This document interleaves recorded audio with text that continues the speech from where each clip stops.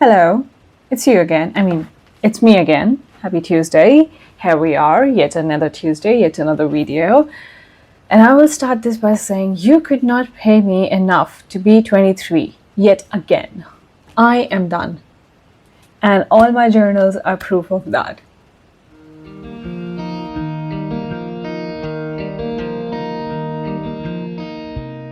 And hi, if you're new here, my name is Ayushi, and I talk about everything from internet culture fatigue to the messy reality of figuring out who you are. So, everything identity, emotional exposure, relational intimacy, and everything in between. So, we can slow down and live a much more fulfilled life, or at least try to. Although I do talk fast. So, anyways, for context, this video is divided into three parts. The first being where we just talk about being an adult, being in your 20s, journaling prompts and stuff like that. Because I feel like I haven't really shown my personality on these videos. There's like obviously bits and pieces here, but there's so much more to me as a person and the way I talk, and yeah, kind of wanted to be a more authentic self here. And the second part of this video is where we're going to be talking about the feeling of being behind, the anxiety that comes with it, and just the struggles of being an adult.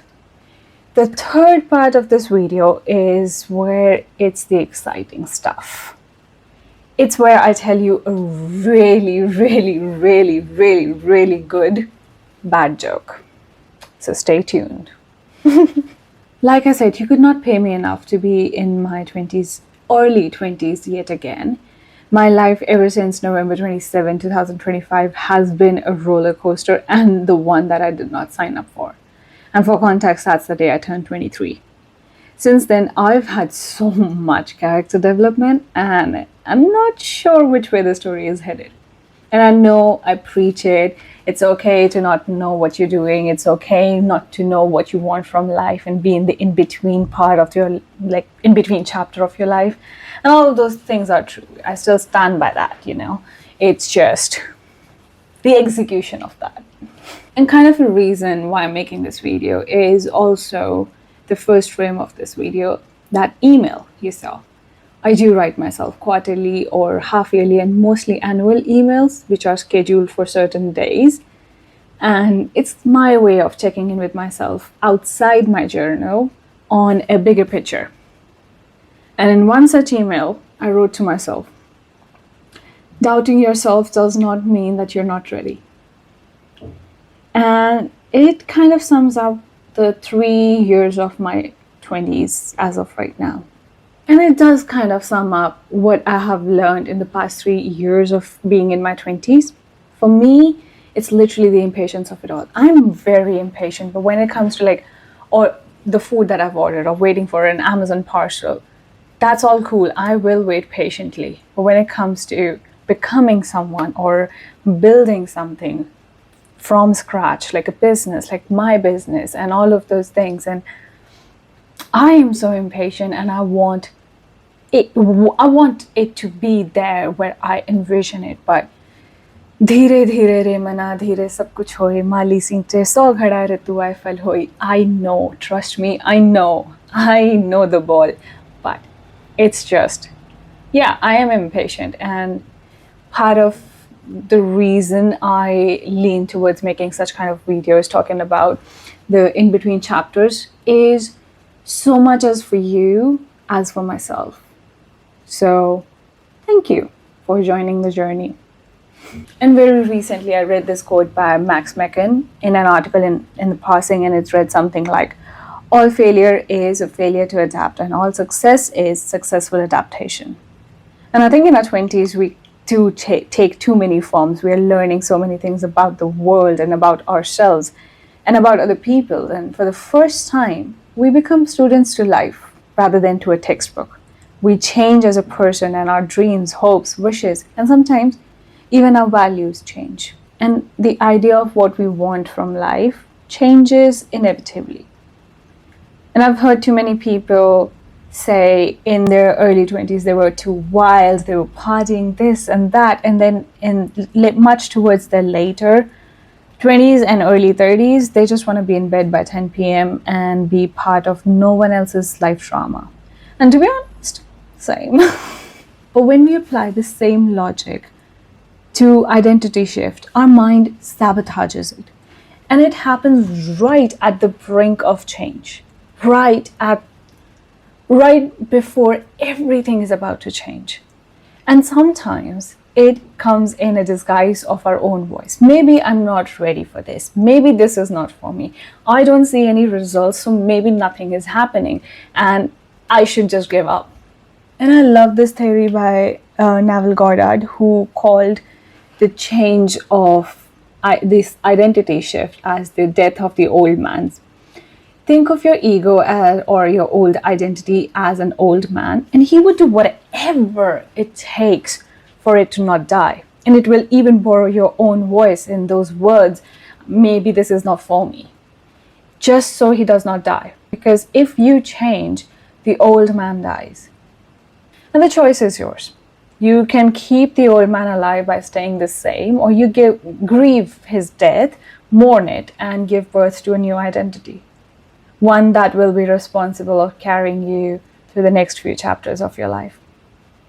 And I know change is scary, and we don't want change, and we want that familiarity. We want safety and stability, and we want things to remain same. But that's not how it is. Change is the only constant in your life. And it's okay for you to change. It's okay for people to change. It's okay for circumstances to change, because even if it's a change that you do not want, it will lead you somewhere you want to be at some point. It will lead you to a much more aligned version of you, and you have no idea about it. And I think that check-in is kind of getting intense, so I should probably move to talking about the journal. Okay, so I have a few prompts that I came up with, and these are the prompts that I use myself. And I did ask one of these questions in the Substack chat as well, and while everybody else was answering the prompt, I was sitting there and like, I honestly do not know the answer to this question myself. Okay, wait, let me find it. Okay, here's the prompt. If the first half of 2026 had a title, what it would be? What's a choice you've made this year that you feel so proud of? What has been your most significant financial decision this year? When did you feel the most energized, creative, and alive this year? What's one piece of media or art you consumed that changed the way you think? What is one thing that would make the rest of this year meaningful to you? I'm going to leave you with the existential crisis that comes with these questions. And yeah, these are good questions. It's basically covering almost every single aspect of your life. And these are the few questions that I ask myself in those emails as well. There's obviously much more personal stuff that I ask upon and I check up on. Oh, what happened to that situation, huh? So just keeping those things, and by all means take that idea for yourself. Maybe write an email to yourself, if not a journal. So there's that. Moving to the second part of this video, continuing from today's conversation about how I do not recommend anyone being 23 years old, is anxiety and the feeling of being behind. I think I spent the first half of 2023 fighting the death of the old man, fighting the change. And I feel like I'm gonna spend the rest of being 23 trying to convince myself that I'm not behind, because I am not where I thought I would be after graduation. And I was talking to a friend the other day, and we were discussing what are the things that happen in our 20s, but they don't mean that we're behind in life or we're doing something wrong, because that's one of the biggest fears that I have. I'm not doing enough. I am missing something, I'm lacking something. And people my age have so much more. They are so much more ahead of me, because I know somebody my age who's getting engaged pretty soon. And there are people getting married in my age group. And I'm like, I don't even have a job. So what's going on? Where am I behind? Why am I like, and I know I preach so much of it that you're not behind and all of those things. But at the same time, when there is a gap of where you are in life and where you thought you would be in life, it makes you question, and that's very human. The idea is to not let that affect you, that not let that reduce your worth in your own eyes, or try and convince you that you are wrong. It's just a voice in your head. You don't have to listen to it because it yaps bullshit. So anyways, here's what I came up with in terms of what's going to happen in your 20s, or what has happened to me in my 20s from my experience. And it does not mean the end of the world, or that you're behind, or that you're doing something wrong, or any of those things. Number one, not having a bigger friend group. This one hits home. I have amazing friends, but I have one-on-one friends. Like, I don't have, or I have never been in a big friend group. And if you're the same, we are not behind. I remember 4 years ago, a stranger told me on the internet, I usually one day you'll find your tribe. And I'm still waiting for that one day to show up. But I've met so many amazing people in my life on the way in those 4 years, and it's been beautiful. They come, they teach me something, and they leave, and that's okay. And some of them stay. I've had friends for like 8 years now. Same people in different chapters of my life. They have witnessed my life and all of those things. And I'm sure you have some people who have witnessed those different versions of you, different growth patterns in you, things that you've been struggling with, and they recognized and showed up for you. But it's okay if you do not have a big friend group. Number two, knowing your potential and knowing that you're not there yet. If there is a gap between where you are right now and where you want to be, that is not a failure. That's a recognition that something needs to change or an action needs to be taken. Recognition is the first step. And you know the drill from there. You take the leap of faith and you trust that the person you're becoming will catch you. Number three, losing people. And for this, I'll go back to my van theory. You are the driver of this van called life on a road of time. And inevitably, as you drive through, you will make stops where people get in your van and out of your van. You get to choose how close they sit to your driver's seat. You can share the aux cable with them, or they could just be sitting at the very end of the van. And you don't even probably talk to them, but they're there. And when they leave an empty space. And it's okay to mourn it. It's okay to be sad. You can't make someone sit in a passenger seat if they do not like the view. But them not choosing the road, same as you, does not mean that you're a bad driver. It means they didn't want it, and that's okay. It's okay to lose people you thought would stay at your funeral. It's okay to mourn that loss, not your worth. Number four, if not having a plan is what's stopping you from taking the action, you have to learn to be okay to do it without a plan. I think we spend so much of our time wanting something out of life and wanting to make that change and even be craving that change sometimes, but we're just too scared of the unknown, so scared of not knowing if we'd like what's coming or not, and not knowing how to prepare for it. How do I prepare to either reject it or accept it? I do not know what's going to happen, and it is scaring me. And trust me when I tell you this, there's not a single person on this planet who has not doubted themselves or the unknown. You just do it regardless. And I'm saying that after telling you that, baby, I am so scared of the unknown, and you have no idea. But I have to let the universe do its job. It's not my job to know the how. My job is to be. My job is to take the action, karm kar, because that's all you can do.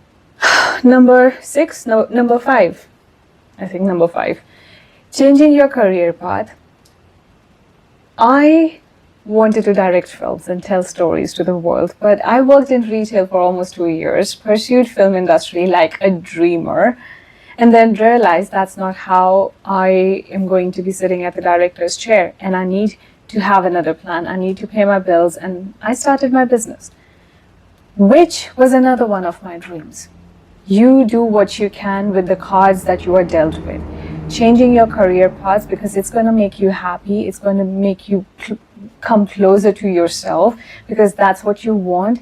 Do it. Take your chances, because you only get so many of them if you keep rejecting them. And if you are someone who has changed the career path already and then again, and you still feel like this is not what you want, my darling, you are far from being behind, okay? First of all, and I envy you. I envy the guts it takes to change your career paths, the guts it takes to start all over from scratch again.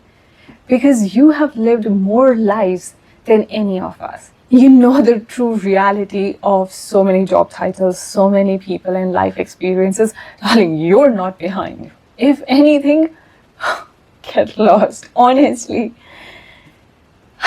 And what a privilege it is to still be evolving and having the courage to listen to your heart and trust it again. Not many of us get to do that.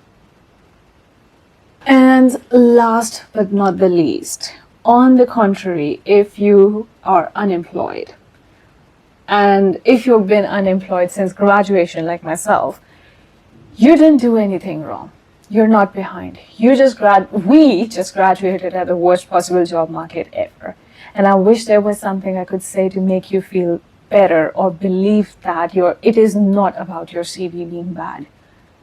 Trust me, it's not about your CV. If anything, it's not about your CV. It's just that every time you send that CV into a job application, it ends up in an AI trash can. Because that's what's happening. And none of us want that, but that is the reality. And it's not about you. You have done nothing wrong. Maybe now is the time to chase your dreams rather than a 9 to 5. Maybe this is your sign. Take it. You know, there's a saying in aviation, you can always go around. If you think of the environment is too turbulent for a safe landing, you can always try again. And this is not about planes. I feel like every time I record a video at home, this is more structured. It feels so much better to do that, and it feels so much more like myself. I'm still so scared of filming outside in public. And even with a film degree, so the joke writes itself. I think this got too intense at the end as well. So this is part 3. Time for a really good bad joke.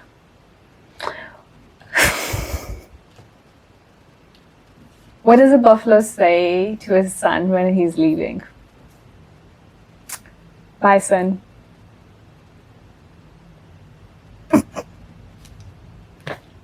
It's funny. Okay, we can ignore the last bit. We can pretend that I never told that joke before. And we shall move on. If you like what I talk about, and if you enjoyed this video, feel free to read my Substack, where I write essays, short stories sometimes. I wish I could do that more. I should do that more. And then, yeah. Oh yeah. If you are an overthinker like myself, there is a 5-question PDF down below. It's basically just something to help you when you are in that spiral of overthinking and being confused about what to do with your life and how to do however you are feeling. Those are really just core questions or prompts to make you realize, in the sense of, it's okay. Those are just thoughts. You don't have to believe them.